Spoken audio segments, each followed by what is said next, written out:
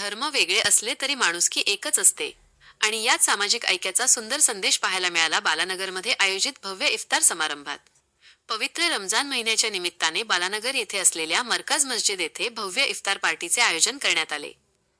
या सामुदायिक कार्यक्रमात परिसरातील विविध समाजातील नागरिकांनी मोठ्या संख्येने सहभाग घेतला. त्यामुळे सामाजिक एकात्मता आणि बंधुभावाचे प्रेरणादायी चित्र पाहायला मिळाले. या कार्यक्रमाला जय भद्रा नागरी सहकारी पतसंस्थाचे चेअरमन मच्छिंद्र गोरडे यांचे सहकार्य लाभले. सायंकाळी 6:43 रोजा उघडण्याच्या वेळी सर्व उपस्थितांनी एकत्रितपणे इफ्तार केला. त्यानंतर सामूहिक नमाज अदा करण्यात आले आणि रमजान महिन्याच्या पवित्रतेचा संदेश देण्यात आला. या कार्यक्रमात सामाजिक सलोखा, परस्पर सौहार्द आणि शांततेचा संदेश देण्यावर विशेष भर देण्यात आला.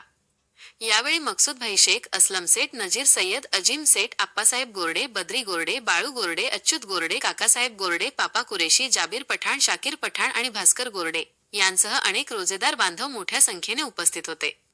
या इफ्तार समारंभाने केवळ धार्मिक परंपरेचे पालनच नाही, तर समाजात एकता, बंधुभाव आणि शांततेचा मजबूत संदेश दिला.